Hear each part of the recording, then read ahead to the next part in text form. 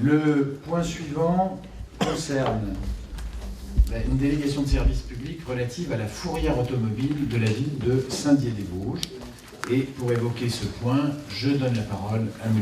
Bruno Toussaint, premier adjoint au maire. Vous avez la parole, monsieur le premier adjoint. Merci, monsieur le maire. Vas-y. Merci, monsieur le maire.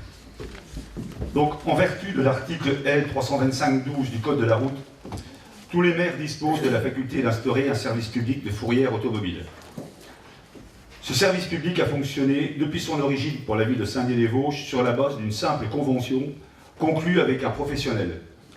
La dernière convention date de 2008 et a été signée avec la SARL Garage Tanguy.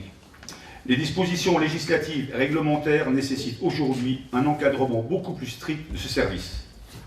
En ce qui concerne le mode de gestion du dit service, il apparaît que le montage juridique le plus approprié est celui de la délégation de service public. La commune confie donc à un délégataire la gestion du service public de la fourrière automobile. En effet, l'absence de moyens matériels et humains nécessaires à la gestion et à l'exploitation d'une fourrière de véhicules automobiles empêche la commune de gérer ce service public en régie. Les caractéristiques principales de la délégation de service public sont les suivantes.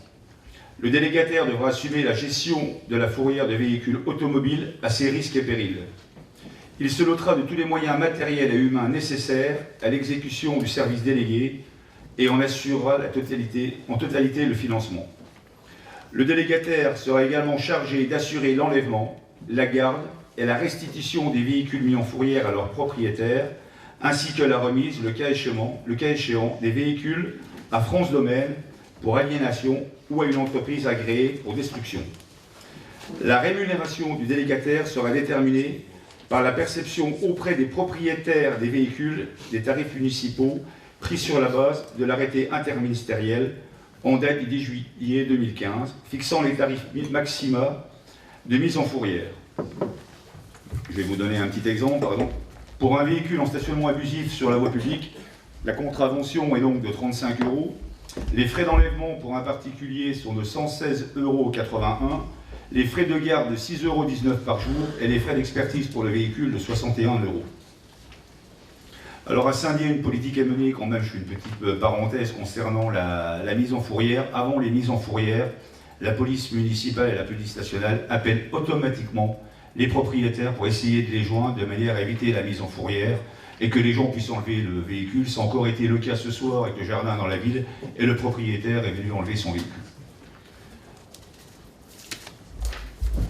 Voilà. Donc il est donc demandé au conseil municipal d'autoriser le recours à la délégation de service public pour le service public de la fourrière automobile sur la commune de Saint-Dié-des-Vosges, d'approuver le lancement d'une procédure simplifiée de délégation du service public local des fourrières automobiles sur la base des caractéristiques visées ci-dessus et pour un montant n'excédant pas 68 000 € par an et pour une durée de 3 ans.